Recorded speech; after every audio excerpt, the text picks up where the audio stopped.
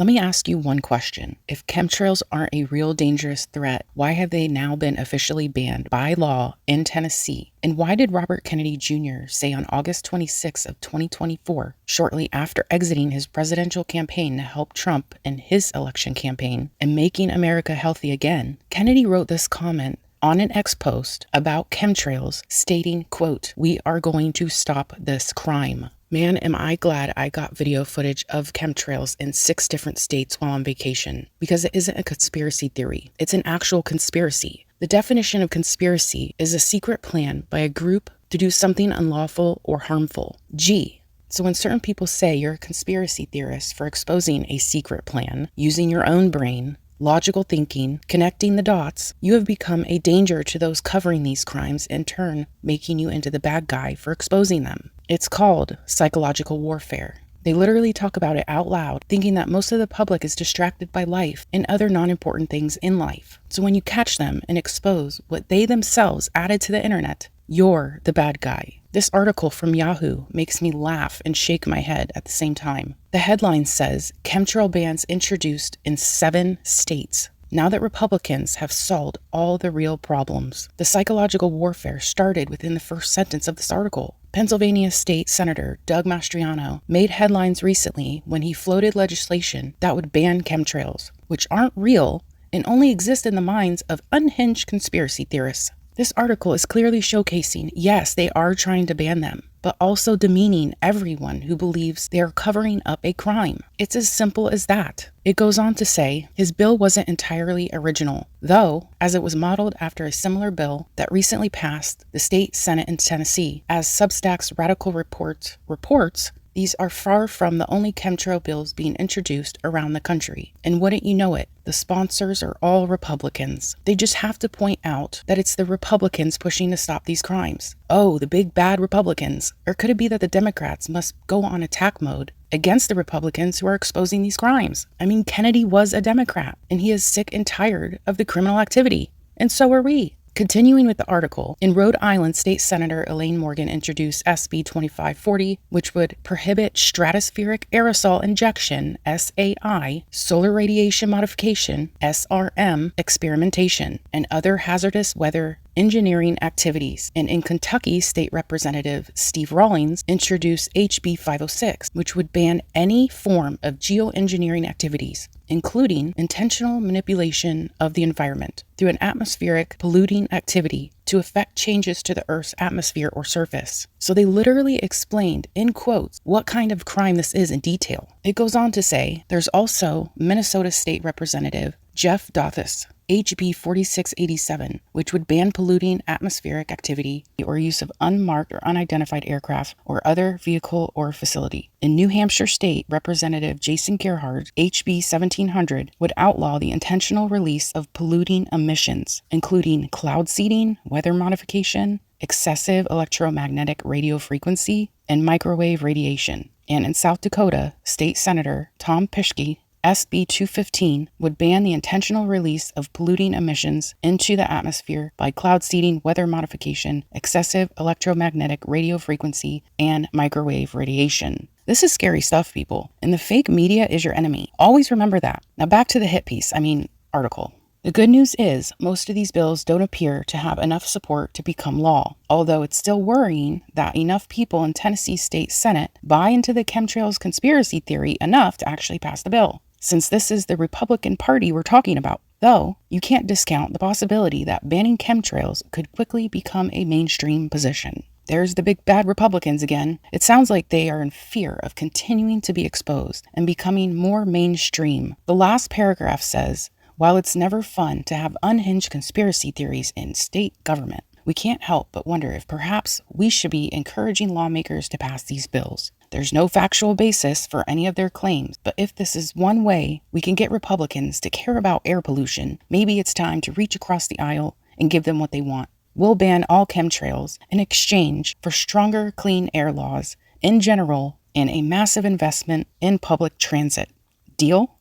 No deals. Did you see what they did here? They claimed chemtrails was a conspiracy theory, this whole entire article. But then they say, we'll ban all chemtrails in exchange. Are they admitting chemtrails are real now? Now it seems like they are on the fence of them being dangerous to our health, but want us to spend tons of money on the Green New Deal with electric buses for public transit? No. Now, the Tennessean posted an article on March 20th, 2022. The headline was, Tennessee legislature passes bill based on chemtrails conspiracy theory. Yet another psychological warfare article. It states, the Tennessee legislature has passed a bill targeting chemtrails, SB 2691, HB 2063. Sponsored by Representative Monty Fritz, a Republican in Kingston, and Senator Steve Sutherland, a Republican in Morristown. Passed in the House on Monday in a 70-22 vote, while the Senate adopted it March 18th in a 25-6 vote. The bill claims it has documented the federal government or other entities acting on the federal government's behalf or at the federal government's request may conduct geoengineering experiments by intentionally dispersing chemicals into the atmosphere, and those activities may occur within the state of Tennessee, according to the bill. The legislation would ban the practice in Tennessee, the intentional injection, release, or dispersion by any means of chemicals, chemical compounds, substances, or apparatus within the borders of the state into the atmosphere with the express purpose of affecting temperature, weather, or the intensity of the sunlight is prohibited, the bill reads. The bill has banned chemtrails in Tennessee. So I guess it's not much of a conspiracy theory, is it? Psychological warfare is dangerously real. So I hope this video helps you understand how it's happening. If you've experienced chemtrails in your state or even a different country, comment below on those details. If I get enough comments, I may do a separate video on just those comments. On November 30th, 2023, I uploaded a video of the extreme chemtrails raging in Florida. Now Texas becomes the first state to potentially outlaw chemtrails with a petition you can sign. I'll post the link in the description and in the pinned comment. When I posted my video, I started receiving tons of comments of people in our nation experiencing chemtrails in their own states. Personally, when we went on vacation last year up north, I was shocked to see the chemtrails in every state we drove through, except for Michigan at the time because it was so gloomy. For the chemtrail deniers, in 2016, the former CIA director John Brennan admitted it himself that this is geoengineering. He said, quote, a method of seeding the stratosphere with particles that can help reflect the sun's heat in much the same way that volcanic eruptions do. Listen to him for yourself. Another example is the array of technologies, often referred to collectively as geoengineering, that potentially could help reverse the warming effects of global climate change. One that has gained my personal attention is stratospheric aerosol injection, or SAI, a method of seeding the stratosphere with particles that can help reflect the sun's heat in much the same way that volcanic eruptions do. An SAI program could limit global temperature increases, reducing some risks associated with higher temperatures and providing the world economy additional time to transition from fossil fuels. This process is also relatively inexpensive. The National Research Council estimates that a fully deployed SAI program would cost about $10 billion yearly. Here's my video footage in Florida.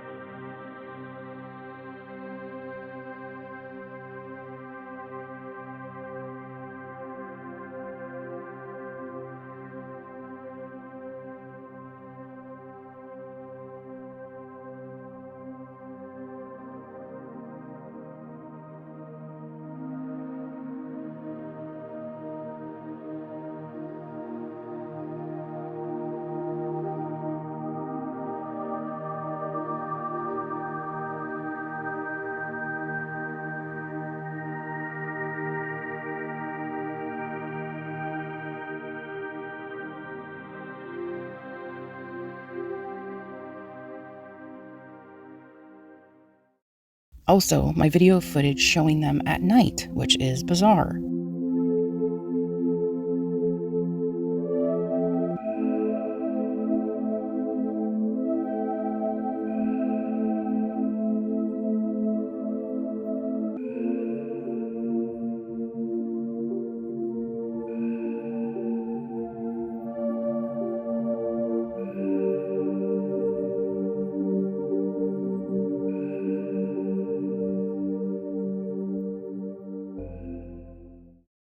This is my video footage traveling through 6 states throughout the US.